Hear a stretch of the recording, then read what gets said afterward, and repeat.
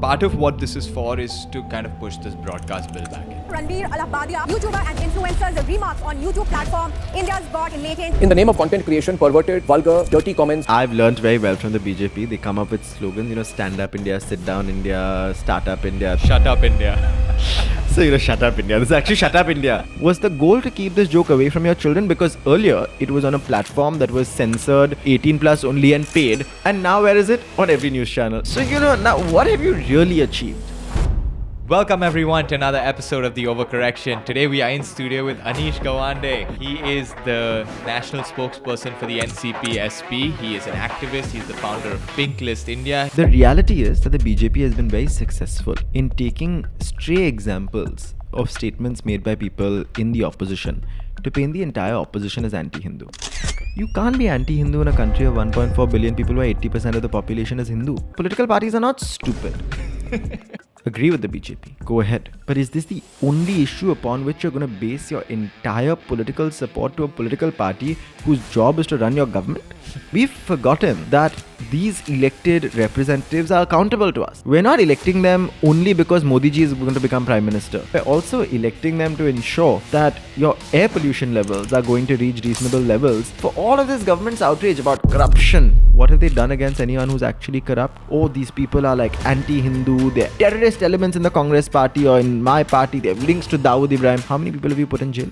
You've been in power for 10 years. All of this faffing needs to stop. Why can't they be asked about these electricity bills in Mumbai? 20,000 odd rupees per month. It actually is, I get It's criminal. stressed. I feel like I'm being robbed. You are and being I robbed. Can't, some scientists explain to me why Maharashtra is so much more expensive than other states. I'm not a scientist. I can tell you the political Yeah, he answer. can tell me Blame the what- BJP. Welcome everyone to another episode of The Overcorrection. Today we are in studio with Anish Gawande. Welcome. Hello. Thank you so much for having me.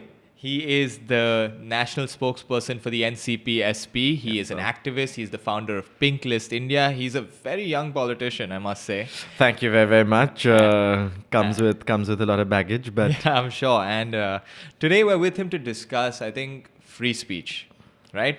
Now, free speech is something that is really important to everyone, to all governments. It's brought up at a time to discuss social change, political revolution, deep important matters of fundamental human rights. And it has caught in our country by storm because a podcaster decided to tell a dirty sex joke. I wish I was on this podcast discussing something else, and I wish I was not on national television talking about Ranveer Alabadia, a man whose content I've only randomly seen on Instagram Reels and who I don't know very much about, but here we are. And a man who I think has been associated with like right-leaning politics, and here you are working for the Congress, this is really defending him. It's really the epitome of what it means to defend free speech, right? And everyone on these comment sections going like, you pervert, you defending Ranveer. I'm like, I want to be the last person defending Ranveer Alabadia. He's gone on stage with every single minister in this government, like gone against my party, gone against my government. Why would I defend him? But when it comes to a matter of principles, this is what we're forced to defend. And sometimes those principles are a dirty joke. What do they say? If you won't stand for something, you'll fall for everything. Correct. Very nice. I'll use this now. And I think one of the amusing parts of your dealing with this in the media is while you defend him for saying dirty, perverted things, your retractors accuse you by calling you even dirtier, more perverted names. Okay, let's unpack, right? So, Ranveer Alabadia makes this joke, right? The internet blows up. The Chief Minister of Maharashtra says this is unacceptable. The Chief Minister of Assam files an FIR. He watches Beer by I'm like, why are you filing one from Assam? Suddenly, the government of Gujarat is taking notice. An entire ecosystem has gone into a frenzy. We've forgotten that Manipur is burning. We've forgotten that the economy is in crisis. We've forgotten that Trump is going to impose tariffs on India. And we've really focused on the most important problem facing the country today, which is Ranveer Alabadia. Right? And after this, you're getting phone calls being like, sir, what is your comment on Ranveer Alabadia? And I'm like, sorry? And the reality was that at that point, it became very evident that the sort of outrage that was stemming from this controversy was, one, manufactured, but two, it was generating outrage that was far more filthy and vile than anything that was said on that podcast. So all the people commenting on what he had said were saying things that were far worse. And I was like, do you realize you will be arrested under the same section of the act that he is being arrested under for the things you're saying? And these guys are messaging you after saying, And sorry, these guys are messaging me and I'm like, sorry. I'm like, I don't want to arrest you. But do you realize that you can be arrested? Oh my God. And one of the other great points you made, I think, is that, look, we're getting outraged over something that's said on India's Got Latent, okay? A show that is known for being crass, dirty humor. They've called a podcast on, he's playing the part, no one's defending his joke. Literally not heard one person say it's funny, okay? But you pointed out that there are pretty mean, heinous, awful things said in our parliament, which is available for public broadcast, not with any age restrictions. No. No one seems to watch or care. No. And this is the challenge, right? We've seen an 80% increase in hate speech in the last year alone. And there's no prosecution for any of that hate speech. You can call somebody a slur on the road in this country, and there is currently very little protection available to that person to go after you. But God forbid you say something on the internet, right? So we're living in a strange world. I mean, we just saw what happened at KIIT University in Odisha recently, right? Where a young Nepali student was bullied for her sort of ethnicity. She was called the most disgusting racial slurs. She was driven to die by suicide. She committed suicide. And there was no legal protection available to her. What did those authorities get away with? Just saying, sorry. The authorities used even worse racial slurs against students protesting and said, we'll send you back to Nepal. You've caused an international furore and a diplomatic crisis. Yeah, God forbid they didn't say anything to her on social media. Correct. And no, God forbid they said anything to her that was offending some parents or some warped sense of morality, because evidently all of the other jokes, the homophobic, the racist, the transphobic jokes cracked on that show were okay. But this one joke has outraged all of us. So we have to really figure out what is it that we're getting outraged by, and why are we not getting outraged about things that matter? Yeah. And when you talk about manufactured outrage, I think there has been a lot of discussion around this being a sort of distraction tool. And people say the news cycle is almost a constant distraction tool. Very often the question asked was, what is this distracting us from? And I think the question that has to actually be asked is, what are we constantly being distracted by? Right? This is the doom scrolling of the news cycle. This is your Instagram Reels equivalent, but make it for an entire country and doom scrolling for an entire population. Because the reality is, every day you're being presented with something new to outrage on. Yesterday it was Ranveer Alabadia, today it's USAID, tomorrow it'll be something else. Because you're always kept angry. Because I have a lot of time to spend in traffic where the roads are dug up. So I need this content. And you're not focusing on the traffic or the pothole in front of you or the fact that there's been a cost escalation of 2,000% on the road that you're traveling by for no reason. But you're focusing on what some random podcaster said. So this is the sort of outrage that's constantly manufactured to keep you distracted from everything else around you. I think it's a crazy statement from them to do this to Ranveer Alabhadia. It's kind of like you were saying, they're saying that, hey, no one is safe from this. No one is safe from this. And the reality is, I'm glad that an entire ecosystem has woken up to the reality of the fact that a government cares about nobody, including their own. I would say it's backfired, public sentiment-wise. Do you think it's backfired? I think on average, I have personally not met people outside the online outrage circle. Like when you said go outside and everyone's like, man, that's crazy what's happening to him, right? And this is something that was difficult initially, right? One, when you're taking a stand on an issue like this, it's fairly sensitive, right? Particularly politically. And you're always wondering what the backlash or the repercussions will be. And my gut instinct was that, listen, most people are going to think this is stupid. And that kind of paid off. And realistically, I've gotten more messages saying thank you for saying this, because everyone on national television seems to have lost their marbles. Would you say from people who are, say, ideologically on both sides In of the fact, spectrum? more ideologically on the right? I think listen, there's very few people left on our side of the spectrum anymore if you've seen the election results recently. But No, I think for many, this has been a warning sign of what the government is capable of doing and where it's choosing to use its power. So you'd mentioned that you think that this is kind of part of what this is for is to kind of push this broadcast bill back in. Yes. I mean, I've learned very well from the BJP. They come up with slogans, stand up India, sit down India, start up India, this, that India. Shut up, India. So, shut up India. This is actually shut up India. Oh, it's a very good one. Okay, very, very good. Arey, Why, chalo, what are you we'll doing to launch me, this. man? You're really well done. We're getting him to come join the NCP SP after this podcast. Thank you very much for watching this podcast. Henceforth, it'll be the NCP SP podcast. But no, so, the reality is that for the longest time, this government has been struggling to control the internet, like any government in history has, right? They are completely confused as to how to control narratives on the internet because it's a bunch of boomers sitting in parliament and in New Delhi who don't understand the scale or the reach of the internet. It hurt them badly in 2024 in the Lok Sabha elections when people like Dhruv Rathi could create content that they could not censor. It hurt them when people got outraged about the misgivings and failures of their own government and put things on social media. And they realized that this was, unlike the print media or the television media, a space that they simply had no ability to pick up a phone and tell people to shut up through, right? So now they've devised this absolutely ridiculous broadcasting bill, which they tried to introduce last year, but did not go through because a lot of public outrage was generated when they introduced it for the first time. That basically says that if you're a content creator or if you're a person on the internet, That's it. then That's you everyone. are That's everyone. you, me, Yeah. all of us. Yeah. 200 followers. That's it. 20,000 followers. 2 million followers. Doesn't matter. Same laws. You're liable to being Same censored. fines. Same fines, right? So what do you have to do? If you're an independent content creator on the internet, 3 things that should worry you today are: 1, you will be open to censorship. And one thing that you have to do on your own cost is set up an individual censor board.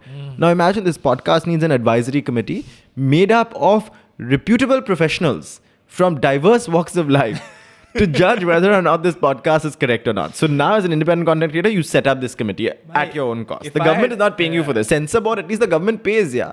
Like Bollywood doesn't need to pay for the censor board to be put in place, but you should pay for your own censor board to be put in place. Now this censor board is responsible for ensuring that none of your content causes any form of disturbance to public order or public disquiet. And if it does, and they had deemed it doesn't matter. What happens then? You get a fine of 50 lakhs for the first offense and 2.5 crores for the second offense within 3 years. Krish, this is concerning. That's not. It's just a little under our earnings. It's, listen, I don't know how much podcasts earn, but if you're earning this much, then I support these fines. GST revenues are falling. So Nirmala Sitharaman really needs to find out ways to make money. And this is one of the ways to make money, evidently. Because it's absolutely ridiculous. And so this bill would essentially have a very chilling effect in free speech, right? 1, because anyone can file a case against you. And they can file a case against you anywhere in the country. That's what happened to Ranveer. There was a case in Mumbai. There was a case in Assam. There was a case in Gujarat. If he didn't have the money that he does to go to the Supreme Court and get an urgent hearing with a senior advocate and club all of those cases together, our homeboy would be hopping around every state in the country, addressing sort of police stations and going to the National Commission for Women, the National Human Rights Commission, the National Commission for the Protection of Child Rights, all, by the way, which took like more than 2 months to acknowledge what was happening in Manipur and continue to sort of pretend like nothing is happening there, but think that this joke is serious enough to warrant immediate summons. And you would spend your whole time going back and forth. And this is where, and let's see precedent, right? Section 67 of the IT Act, which he's currently charged under, has been used to target every single political opponent of this government. Cartoonist Aseem Trivedi, comedian Munawar Farooqi, rapper Umesh Khade, they've all had to take chakkars of police stations and go with their lawyers and be like, muh dikhao. The punishment isn't the trial in India. The process is the punishment. The process is the punishment. And this is what the broadcasting bill will allow the government to do. But more importantly, it will allow any mob, any outrage mob, anywhere in the country, can then use this law to go to a police station and file a complaint. Yeah, it's one thing. See, I'm actually okay with social media outrage. Because that's what the platform is. You can reap the rewards of mob joy and support. You run the risk of mob outrage. You bring the law into it, it changes the game and the dynamics of it completely. And the weird part, right? And we've struggled with this, right? I think even as political parties, but as folks working in policy or thinking about the internet, the reality is that the algorithms are designed to promote outrageous content, right? The more you outrage, the more viral you'll get. We know this. Yes. The challenge after that is to ensure that, one, that content does not cross certain limits, but two, also to educate people that by outraging about it, you're actually getting it to become more viral. I hadn't heard of this joke till it became viral. Most people in this country had not heard of this joke until it became viral. So what are you really achieving? Was the goal to keep this joke away from your children? Because earlier it was on a platform that was censored and for 18 plus only and paid. It was private. It was paid. It was behind the paywall. It was a paid channel. And now where is it? On every news channel. Every news channel is showing it. Every Instagram reel is showing it. Aaj Tak is showing it. So, now what have you really achieved? Oh my God, you just told every kid in this country the joke. The joke. And now allowed them to find 100 other jokes like it. So the reality is you need to find some way of countering this outrage cycle, and the only way of doing that is by making people understand that by being outraged, you're promoting the content that you're outraging against. It's famously known as the Barbara Streisand effect. Yes. Right? Yes. Where basically Barbara Streisand, some dude just posted a picture of her house on his 100% social media and no one cared. And she sued him. As a result of which about 25 million people ended up knowing exactly where she lived. She had to get up and move. And now... But this is like, public life 101, right? If you're like, after becoming a politician, I have realized this very quickly, is that people are going to hate on you. People are going to say the most nasty things online. And the only solution to it, most of the time, is to ignore them. Because they're doing it for attention. They want the attention. They want you to do something against them. Absolutely. Right? So you're going to generate this weird outrage cycle, which one is going to ensure that those who don't come from privilege are going to be the most affected because they can't afford the court fees and these sort of hoppings around court, etc., etc. And those with privilege are going to use this to become the next sort of B-list celebrities of the Instagram Reels era. Because they can afford to... They're going to be outraged. Generate outrage, then go for a court case. Great content. Imagine who's seen. How many contents have you seen? How many reels have you seen of Indian courtrooms at the district magistrate level? It's great. Imagine somebody's like being taken in chains and all. It's great. Yeah. It makes for great TV. It just makes sure the angle is right on these chains. Yeah, this is, like, this is, your honor. Like, your honor, wapas bolna padega. Makeup. Makeup. So you're going to see this ridiculous effect of this broadcasting bill, right? And you're going to see a chilling effect on free speech that goes even beyond whether or not the bill is actually being used. Already, multiple comedians across this very city, Mumbai, a city that has famously been known for protecting its free speech, have had their shows cancelled. Yeah. Multiple people have said, actually, I'm going to be a little more worried about what I post online. I work in fiction right now. I'm seeing this in writers' rooms. People are like, listen, sending it to legal for extra checks. For a government that got a National Creators Award, a government that I praised at the time, that finally you're realizing the value of a creators economy. Finally, you're realizing that there are millions of unemployed people in this country that you have failed to give a job to, who need to earn their money through YouTube revenue. The same government has fundamentally failed to understand that you cannot put limits on creativity. The minute you bring provisions like this in, you're stifling an already stifled creators economy. This content is going to then become boring. It's not going to get consumed. What is going to get consumed? Because the internet doesn't only show you Indian content. What's going to get consumed is Andrew Tate. What's going to get consumed is Jordan Peterson. What's going to get consumed is all of these vile YouTubers and podcasters and broadcasters across the world who now, remember, have a free reign. Because you know who's not censoring the internet? Elon Musk. You know who's not censoring the internet anymore? Mark Zuckerberg. All moderation is off. Mark Zuckerberg All has switched off moderation. off. So, in a strange way, the same people, i.e. me, who are saying we need to have some sensible moderation on Twitter, are forced to say, listen, not such sensible moderation. Please understand the way the internet works. So nobody is saying there should be no moderation. Nobody is saying all content should be allowed. But what we are saying is, if you're using the excuse of moderation to ensure that those who disagree with you are put in jail, then we're going to call you out. I think from the concept, from the legalities of it and moderating, I wanted to get into like this whole culture that's brewing in India. And when you mention Andrew Tate, when you mention all these people, I really do see that it is reaching the shores of India. Like I thought maybe I watch a little too much Western content, so I know about Andrew Tate. No, the Tate heads are everywhere. They're going to be on this video. That's it. I mean, we're facing a crisis, right? Young men across the world, not just in India, are lonely, are facing a real challenge of finding real role models, and are being socialized to be convinced that this kind of toxic masculinity is good for them when it isn't.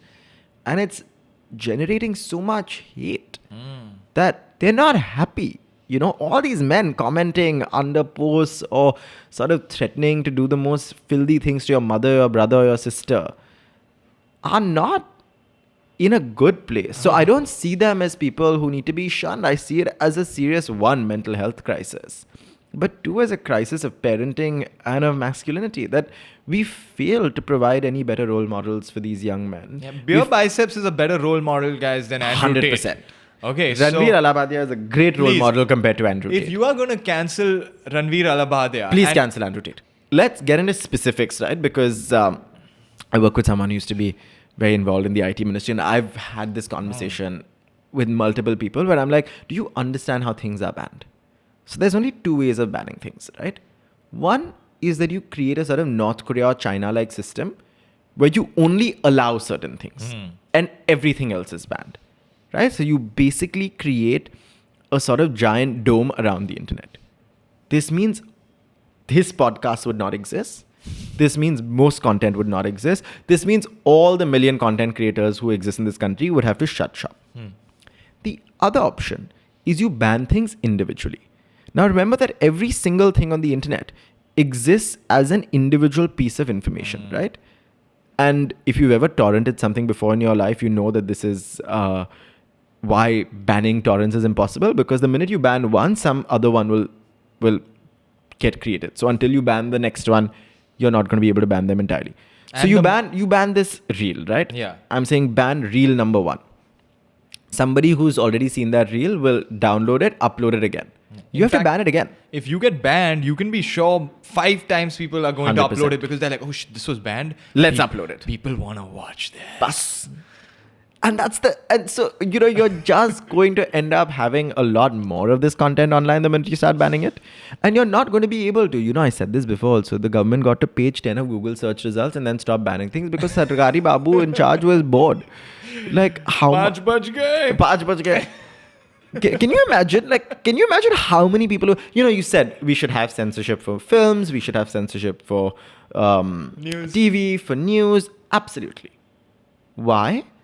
Because the scale of it is manageable. And it's also technically on some national broadcast service, right? Correct. It is regulated by the government. But The I'm internet saying- is not But I'm actually saying, regulated. even if I agree with the principle, the understanding of the technicality makes you realize that the internet is not television, right? There is not only like 5 news channels. There's 5 million. So which censor board has so many people? I mean, unless this is the Pradhan Mantri like censorship Rozgar Yojana, like where you're going to provide employment to like lakhs of people across the country just to sit and censor the internet, then I don't see any viable product that is allowing you to censor the internet. Well, I think this is where parents have to play a role. You have to limit access. Sure. You think it's just the lost cause? Unless you're going to educate these kids about what they're seeing online. I mean, I think it's a less deserving cause. Don't you want your kid to be able to understand what they're seeing instead of shutting their eyes off and magically at 16 they become sort of able to see what they're seeing and then they're going to get sensitized to something bad later? Like those Amish kids in the US. Yeah, who this like is, I are mean, sent really, to you're the just going to like city. suddenly the whole new world and they're going to end up even worse. Right? They're gonna So this is overcorrect. not a solution. They're going to overcorrect. They're going to see even something, they're going to see something way worse and crack something sort of that's far more horrid. So I It think isn't this a is what happened solution. when Ranveer went no fap for the last 6 years. This just came out suddenly. He was like, bro, I'll think This of is it. anything sexual right now. But this is the challenge. I mean, you can't, like, what are you thinking of? So I genuinely think that you I have think to. that's a good point. I don't think And we it's can hard. hide. It's not the easy solution. Yeah. But this is not about easy solutions. The minute we realize that there is no easy solution to this problem is when we'll even get close to confronting it.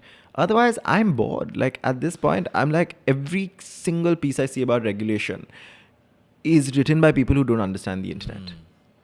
And it's written by people who have no conception or idea of how you can regulate the scale of the internet. They're probably not worried about Instagram. They just never even used it, so they don't give a They shit. don't know what Instagram is. Because if they did, Ranveer Alabadia's joke is not the worst thing on that app. Yeah. Cool. So let's move on to more like direct politics. I think I wanted to speak to you about what I see as one feature of this whole BJP Congress divide. So I see a lot of young people, particularly young Hindu men. They may not even be deeply religious people, but I think they have skewed towards the BJP because of this one idea that, hey, I'm a Hindu. I am not ashamed of my religion. I like practicing my religion. I feel that the BJP supports this idea that I should have this tradition, and they don't make fun of it perhaps in the way that left-leaning parties do. They consider all this stuff to be hula hala, wishy-washy stuff. They think I'm a stupid idiot for believing in all of this. And so just because of that, I think BJP is better. I think this is a good chunk of people who don't think so much on economic policy, social policy, development, but just on a feeling level, this is good enough for them to vote for the BJP. Let's tackle this head on, right? I think fundamentally, one, you're in a country of 1.4 billion people where 80% of the population identifies as Hindu. The reality is that the BJP has been very successful in taking stray examples of statements made by people in the opposition to paint the entire opposition as anti-Hindu. Okay. You can't be anti-Hindu in a country of 1.4 billion people where 80% of the population is Hindu. Even by your vote percentage, you Even have by a your, huge number. I mean, why would you do that? Political parties are not stupid. If you don't give me credit for anything else, just give me credit for like an iota of intelligence, na? Like, why would I do this voluntarily? Why would I be anti-Hindu? If it's not reaping political dividends, why would I do it? So evidently this narrative seems to be one that I don't buy into because I work in this space, and if you told me that 90% of the people are anti-Hindu, I would laugh at you. Because they're all practicing Hindus. Yeah. Right? You're a Hindu. I'm a Hindu. And I refuse to put any of this online because I think that for me, a matter of faith is an incredibly private matter. Whether or not I take a dip in the Kumbh is none of your business. Even if I go and take a dip in the Kumbh, I will not tell you. Yeah. And I will not put a picture up of it because that's not how I was raised. Right? And the idea that somehow, particularly if you're in public life, you have to flaunt your religion at every single moment is something that I disagree with because I don't think it's needed. Regardless of whether it's right or wrong, I just don't think it's needed. Now, the other problem is, agree with the BJP. Go ahead. But is this the only issue upon which you're going to base your entire political support to a political party whose job is to run your government? I mean, step outside, right? We were just discussing Mumbai. You can't get from here to Andheri. I don't think in my work commute, I cross a 1 kilometer stretch where there's no digging. It is senseless, mindless digging fueled by government contract greed. Right? This is happening outside our own homes. This is happening in spaces that should be spaces we outrage about. Highest tax paying bracket. Highest tax paying bracket. I don't even know where my taxes are going. So the reality is that if we just stepped out, spent 2 hours, we were discussing this a little earlier, that politics is like playing pickle, right? You can do it for 2 hours a day and still get good at it. Yeah, you don't have to. So, people are like, either I'm involved in politics or I'm not involved in No. politics. I started off between my prelims and my board exams working as a door-to-door volunteer for Milindera in South Mumbai, knocking on doors 2 hours a day, right? You can start off with something as basic as that and get a genuine idea, one, of what people around you feel, because otherwise we're all living in bubbles, and two, of what the person you're supporting is actually doing in their day-to-day. Yeah. Right? So you get a general sense of whether or not they're doing a good job or not. Because what we need right now is more responsible citizenship. You think if more people got involved, some of these boogeyman arguments would disappear and the real issues would come to the front, BJP or Congress in support? Absolutely. Listen, who you vote for is your prerogative.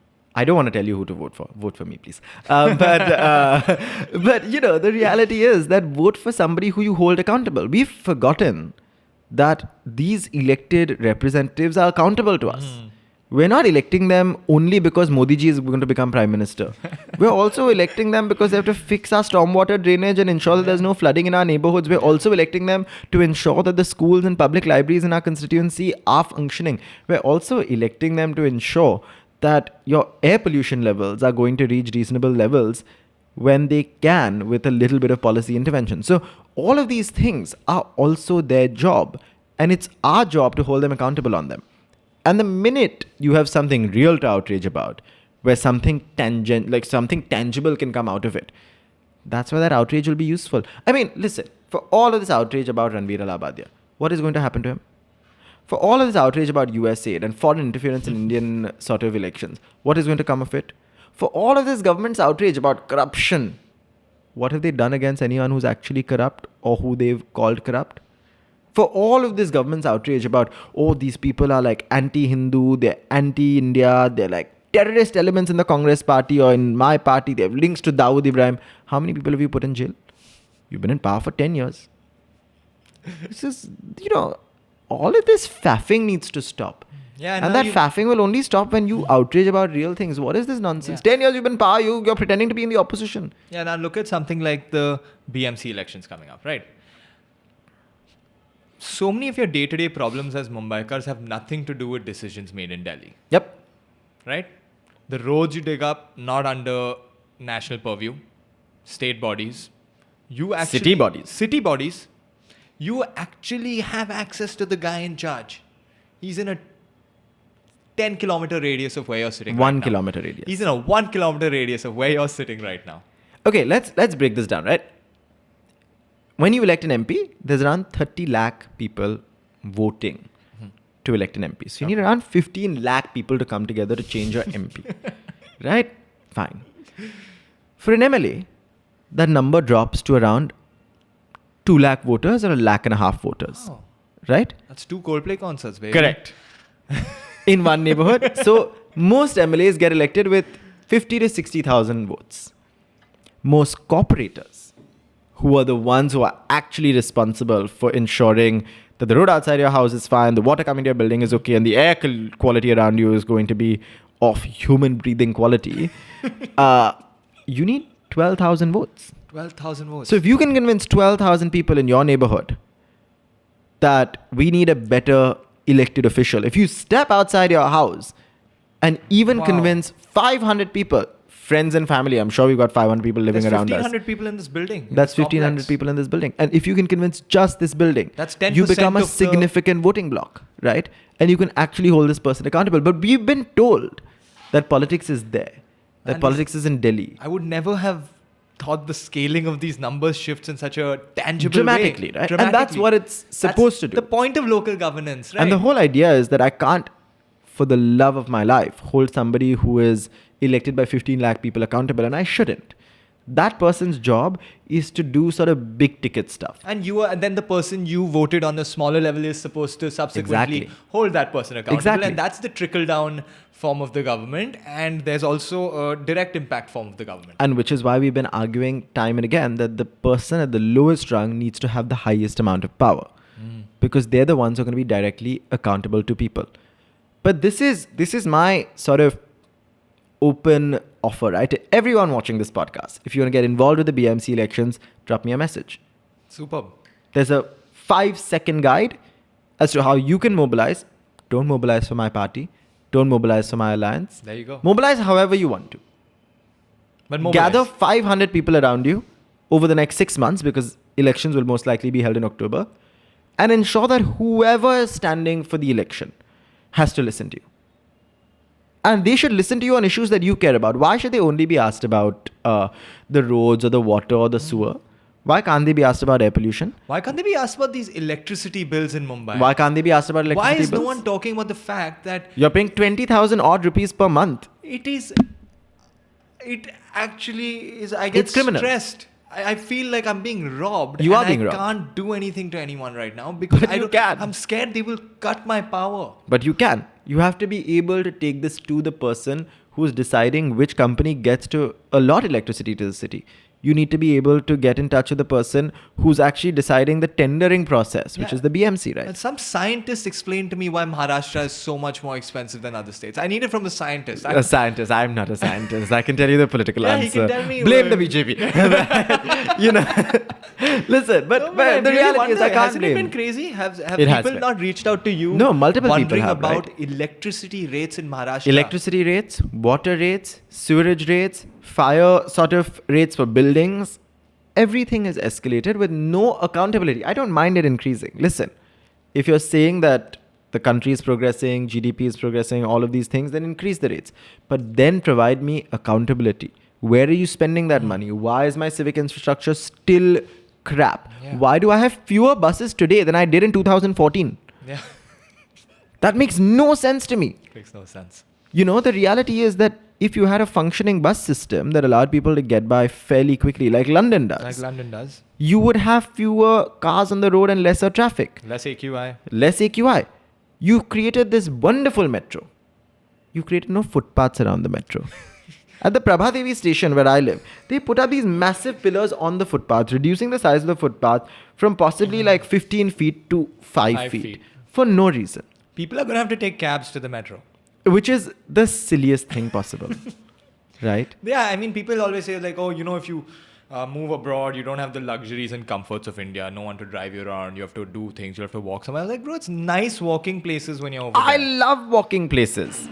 You know? I would walk 25, 30 minutes to work happily. Exactly. Or even 25, 30 minutes. I would walk 15 minutes to a metro station and then 15 minutes there, right? Happily, right? But you're not given the option.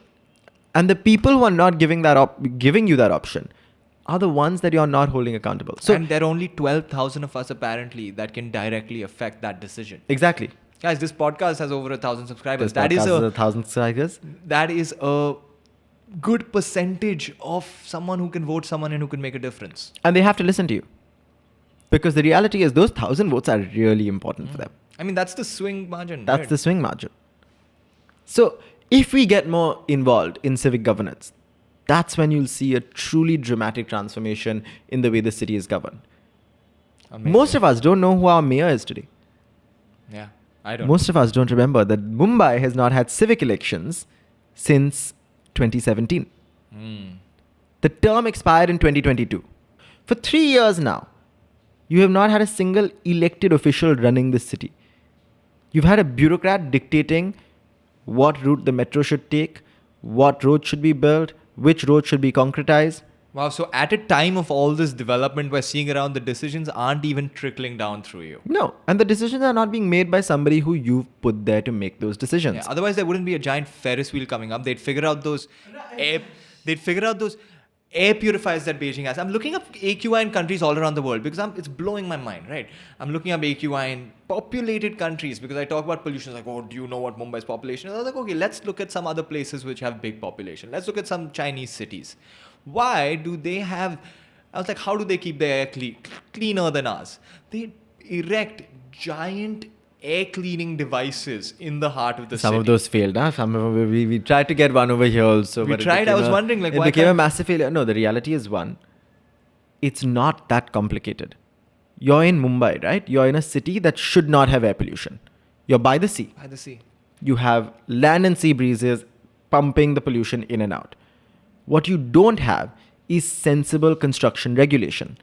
If any of you have traveled on the coastal road, please see on your left and on your right are piles of construction dust. Now, it doesn't take a scientist, right? I don't need to be a scientist to make this claim over here. That maybe covering that is a good way of ensuring that PM 2.5 concentration in the air will reduce.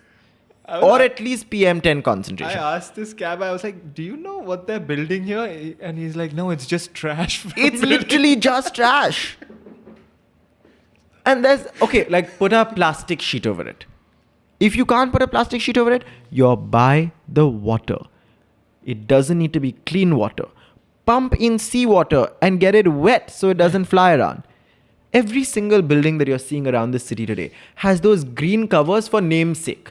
They have massive holes in them and they're not being constructed by some small builder. Last 2 nights ago, okay, one of those green sheets for namesake, basically this dude was welding off ours on Yes, I saw that video on your reel. And it said, and that green sheet that is not keeping any dust in just caught fire because he's welding at an off hours time. No, 1 second. He's also welding. But that green sheet is only on one part of the building. So the dust is going to just come only out through that one part of the building. So, this is because we've not paid attention. We're too busy outraging about Ranveer Allahabadiya. We don't want to go and see what's happening outside our own street. And we don't want to hold the BMC corporator who's accountable for that, accountable to ensure that our air quality is better. So these are concerns that we need to start raising. We need to start raising concerns about why we don't have better sort of public hospitals. Right? Yes. We need to ask why we can build a 13,000 rupee coastal road, but the lines outside KEM are the same that they were 10 years ago. Right? That you can't spend 300 crores to upgrade a public hospital that serves 90% of this city's poor. But you can upgrade a road that serves 1% of the city's elite. And these are also concerns, right? We have to advocate for ourselves, but also worry about the society that we're building around us. Because otherwise the reality is... despite all of this, the route to my pickleball court has improved dramatically. Has improved. We must thank your corporator for that. I'm sure he's an opposition corporator. But... Man, that is so interesting, man, Anish. I can't believe I did not know the numbers of... I think that's really valuable information for people to hear because people think you can't make a difference. And when it comes to things like this, even air quality, you think that, it's the air. If it's spoiled, that's spoiled here. It's like, no, you can actually have bubbles of clean air. Yep. You can, and we are by the city. There's a breeze coming in every day. Maybe if we just covered up all this dust. Like you say, Mumbai's pollution is different from Delhi's pollution. It is more construction and dust related than it is, say... Also, you've got natural related factors to your advantage. Delhi is a bowl, right? It's got higher ground all around it. All the pollution settles down in Delhi. Delhi also has a real winter, unlike us, who have 3 days of mildly decent weather and then it's back to summer. So in the winter, because the fog comes in, you've got the creation of smog and cold air settling down and pollution increasing. We don't have any of those problems in this city. So when I see people putting up stories comparing Mumbai to Delhi, I'm like, excuse me, why are you comparing to Delhi? Yeah. Why are you comparing to Chennai? Yeah, why are you comparing to Chennai? AQI in Chennai was 5 one day and I've never been more mad in my life. And plug, it's run by an opposition party. I mean, it's like... I mean, they have the same basic geography as us, just on the East Coast. Exactly. They've got the same... I mean, they've not got the same population or the same challenges, but 5 to 300 is a fairly significant jump. You know how I know it is something that's fixable? Because I saw it change in the last 5 years. Yeah. I can tell it is construction related. I have eyes. I can see what Mumbai was like in 2016, 2017. I mean, driving on the Sea Link, you could see the city. Yeah, straight up. Easy, right? When the Sea Link was built 15 years ago, you could see buildings in Worli. And today you can't see them. Yeah. If you drive on the Sea Link Even today, though there are like 500 more. There's 500 more and they're all just shrouded in this sort of like Gotham-esque smog. Yeah, when I came back to India, I was like from the United States, trying to enjoy India, sitting in a friend's flat in a skyrise, looked over, it's like, wow, it was December. The fog's coming down. It's beautiful. Oh, I was in for a rude awakening. Fog's coming down. It's like we're in Lonavala. Wow. Oh gosh. So, fixable. Fixable. And fixable by us. And fixable by us. I think that is a great note to end it on, guys. I am so happy Anish made the time. He is doing a whirlwind of appearances right now. This will not be the last time you're speaking about Ranveer. No, this will not, unfortunately. In fact, I think he has about 8 engagements today explaining the situation. Switch off my phone very soon. But thank you so much for being here, Anish. This is fun. We have to do this again. We have to do this again Yes, for sure. over This has some been other super topic. fun. Over some other topic. Maybe some influencer will... No, please, no more influences. I'm done. I'm done. Listen, this is not what I signed up for when I became a national spokesperson for a political party. I thought I'd be doing more serious stuff, talking about the budget, talking about the economy. But here we are, once again, talking about Ranveer Alabadia. Yeah, I think maybe next time if we do something, we can do something around what people see of political parties on social media versus what they should see if they either got involved in some way or the other. We'll do it at the party office. Come. Do it in the party We'll office. do it at the party office. We'll take you to Sounds the good. So the Rashtrapati BMs Congress Paksha Sharad Chandra Pawar's party office Looking forward. and shoot this podcast there. Superb. So thank you, Anish. Thank you very, very Guys, please go check him out on Instagram. He is doing some really good debates. I love listening to him speak. He's articulate, he's polite, but he gets his point across. That's what I always like watching about him. And get in touch for BMC elections. Get in touch with him for the BMC elections, whether you're voting BJP, Congress, NCP, SP, whoever you want to vote for. Be involved. We can actually make a difference. We just broke down the numbers right here. Also check out Pink List India. Yes. You want to say something about that? Just Pink List India is the Yes. country's first archive of politicians supporting LGBTQ plus rights. And one of the reasons it was founded was for this exact purpose, that if you can ask a politician about air quality, if you can ask a politician about your roads, why can't you ask a politician about LGBTQ plus rights? And we've so far documented 161 MPs in the last Lok Sabha who've supported LGBTQ plus rights or Superb. spoken on LGBTQ plus issues. And this Lok Sabha, we expect that number to be far higher. Is queer marriage like a part of those issues? It is part of those Big part? issues. Unfortunately, we've not gotten queer marriage Yeah. so far. The Supreme Court has I know, ruled I've been against us. watching those. But I would say still quite an interesting style of the debate compared to what it would be in the US. absolutely, I don't You know, think it's much more mature. The way, the approaching of the opposition to the... It's not, we've so far, and we'll end on this note because I think we discussed this slightly, right? So far, we've avoided the culture wars in India. Yes. Even the debate around marriage equality, and to give them Yes. credit, right? The government took a stand that was more mature than those taken by right-wing parties around the world. Yes. It was not, this is against Indian culture, this is the worst thing that's happened to humanity. God They will said, strike you no. down. They said, no, this is for Parliament to decide. We rejected that allegation because we said you'd not let Parliament decide. But there was a certain maturity in that debate and that discourse. A decorum, a step-by-step process that's maintained, which was actually what And a I logic. like to see the most. There was some logic to it, right?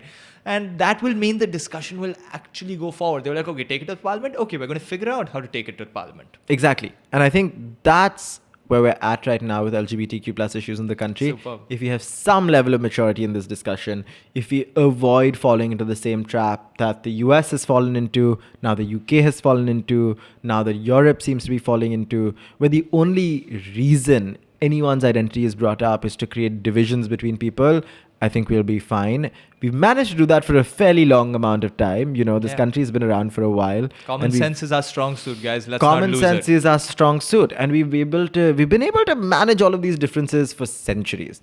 We're a country that loves to argue with each other. We're a country that loves to fight with each other, and we're the same country that loves to sit down and eat dinner with each other after all of that. So as long as we can keep that alive, I think we're fine. Beautiful. Thank you, Anish. Thank you very much. Everyone, thank you for watching. This has been such a fun episode. Once again, this is The Overcorrection. I'm Rohan Paranjpe. Please like this video, share this video with people, and subscribe to the channel. Yeah, that's it. We're out. Cut.